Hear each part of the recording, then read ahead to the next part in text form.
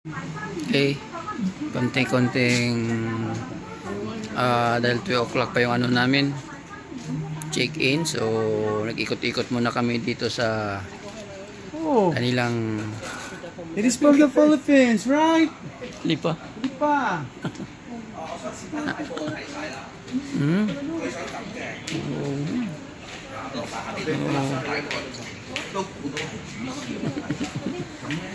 Okay. Okay. Dito kami kumain. First lunch namin. Coffee di Coral. Dito? Alam mo siyang ganda. Kaya pala sila dadayo sila dito.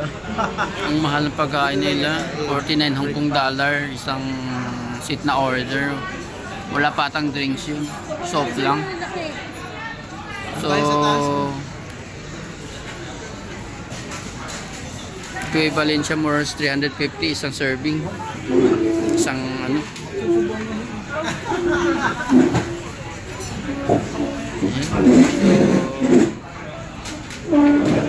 Titikman na namin yung Chinese na pagkain nila. Ayan.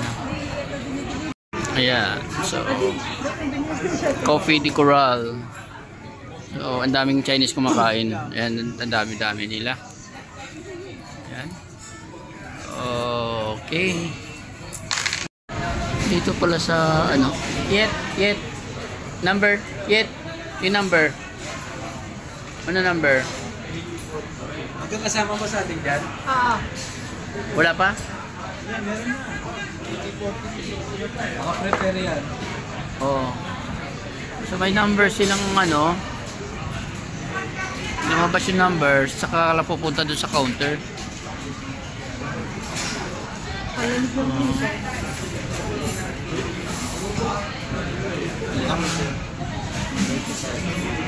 Ano number yan? Yes? Ano number? 8043. 8043? Wala pa, hindi pa naman. Hindi pa serving. May 8041 na.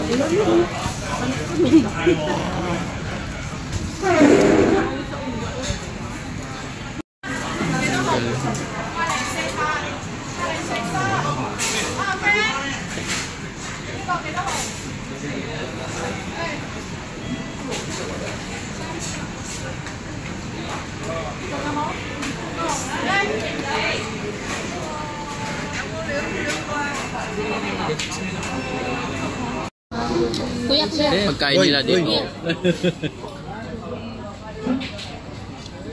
Pagkain nila dito.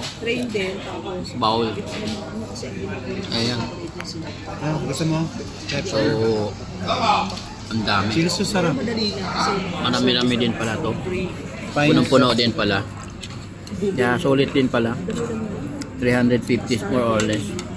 49 Hong Kong dollar. Parang sa ano din sa Pilipinas, 230, di ba? Ayos na. So, kain muna ako.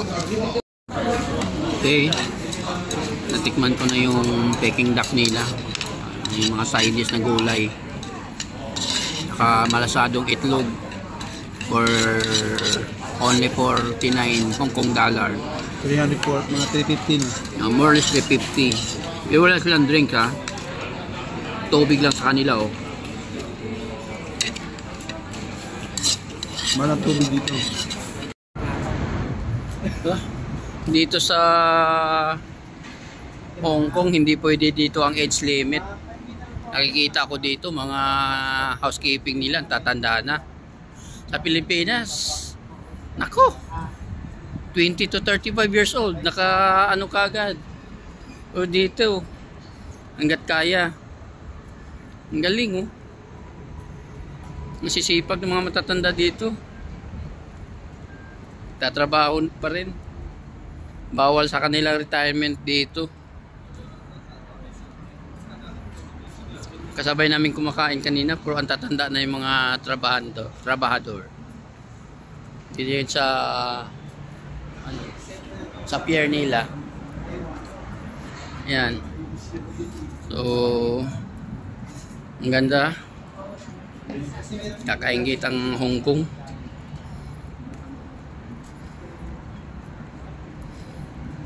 Yeah.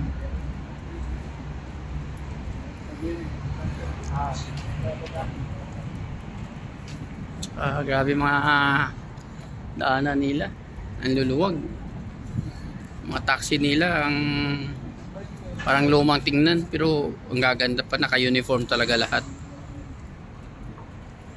Okay, so mamaya ulit. Okay, so nasa 7-Eleven tayo dito sa Hong Kong. So bumili tayo ng card, Octopus card para sa transportation. So cashless pala dito lahat ng transportation. So ito lang gagamitin bawat kung saan kami pupunta, sasakay ng bus, minibus, or what else. So ito yung mga ginagamit dito. So napakaganda. So hindi na gumagamit ng pera yung mga bus dito.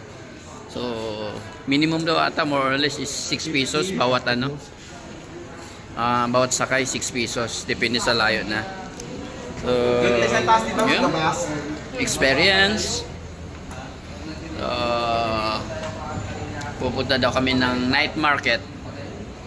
So nandun yung mga magagandang bilihan, mga pasalubong items. So okay, travel time. It's time check is 6 o'clock in the evening na. Okay, bye bye. 6:44. Okay, time check 6:44. So ang klima is malamig na. Napakalamig. So ito, naka-jacket na kami. At nasa labas kami ng hotel. Rambler Hotel. Sa ano, maganda pero maganda siya actually, maganda. So, gala-gala. Okay. So pumasok muna kami. Pumasok muna ako dito sa loob ng hotel lobby. Kasi baliktad. Ang lobby walang aircon, pero sa labas parang may aircon sa lamig. Kaya nakaka-enjoy, nakakatuwa. Ang lobby walang aircon, pero yung labas dahil sa lamig parang naki-aircon ka sa sarap sa lamig. So enjoy. Okay, mamaya ulit. Okay, so may bago pala akong kaibigan, isang traveler din From Isabela. Oo, from Isabela. So kasama namin sa tour package. So lonely siya, solo flight. Si Lorenzo. Ayan, shout out sa'yo Lorenzo Santiago. Yan. Off, dumilim na kaya mayroon na siyang light. Yun pala yun. Okay, bye bye. So, pupunta na kami ng Kaifeng. $4.5 ang transportation. So nakapila na kami. Ayan.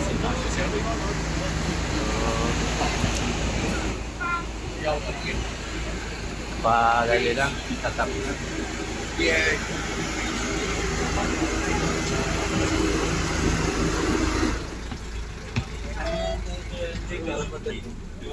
Tanong inside. Okay. Where's up? Okay. Ilang China. Okay. Ano? So, time check is 7 PM na. Wala. Nandiyan naman yung asawa niya. Okay. So, dito na kami sa night market. Ang bilis lang biyahe, walang ka-traffic. Smooth yung takbo ng driver. At saka ano, talagang ang speed limit lang nila is 80 kph. So ayos. So lilipat na naman tayo sa MRT.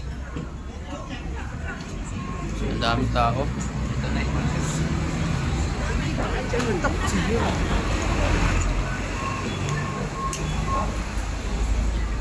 kita mo yung 7-Eleven. Ayan yung 7-Eleven.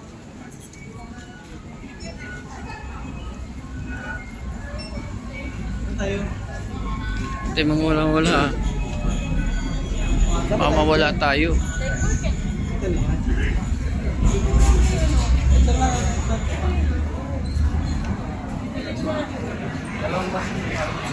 Baka maligaw-ligaw tayo ha. Tandaan mo yung ano. Kami, dati, kasi Taiwan, naliligaw kami, taxi lang. Kasi sa bahay, makakabalik na ako. Basta may pera, sigurado. Wala kang pera, goodbye na. So, ayun lang.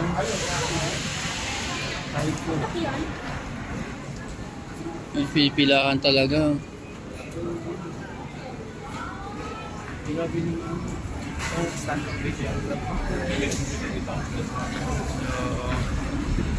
Wala akong nakita mga basurahan. Basura.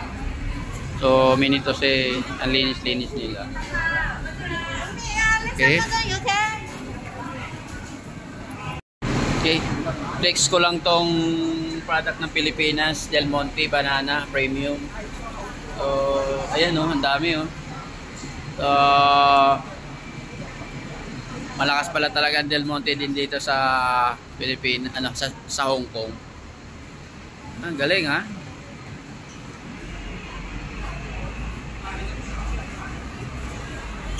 Ano yan? Excuse me po. Okay. Lalakad-lakad na kami dito sa Wai Chong Plaza Metro Plaza. Hindi namin alam kung saan banda. Aboy, picture mo ito doon din. Yun, pa-picture muna daw. Okay.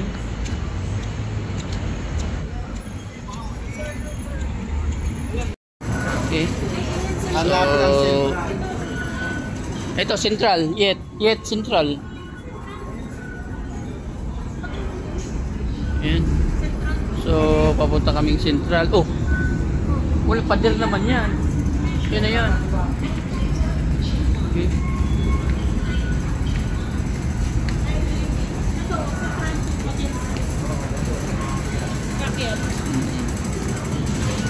Okay.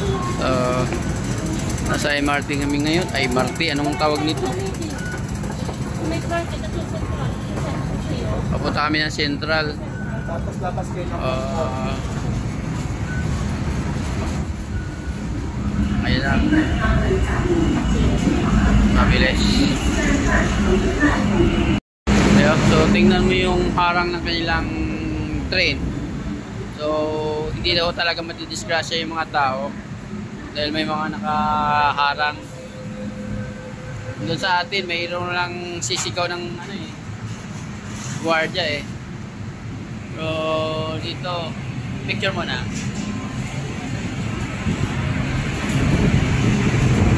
Okay.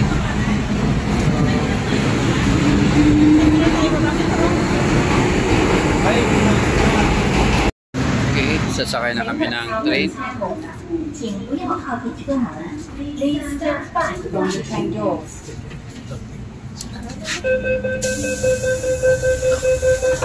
First time sumakay. Okay. So,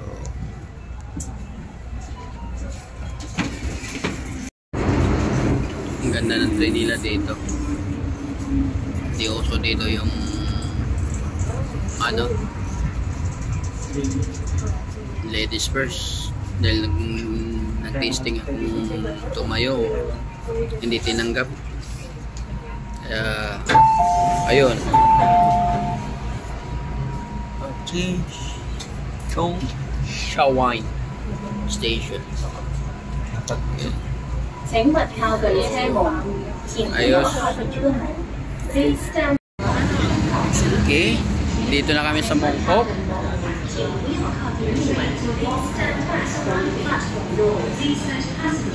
Saan tayo?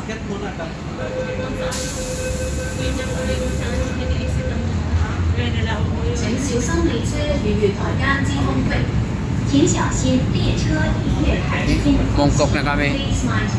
Dito na yung night market.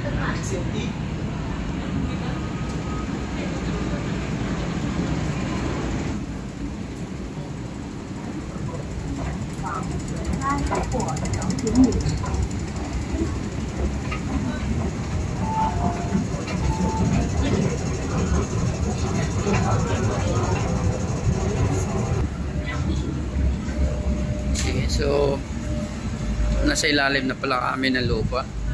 Nakasaboy na pala. Kaya kami paakyat. Okay. So, tatlong stairs, tatlong floors, pro elevate, MTR. Okay. So, ayos Dahil layer yung elevate, nila, MRT nila dito. At ito na nga yung labasan namin.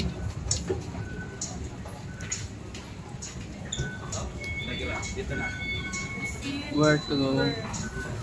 Saan tayo? Ayun lang po.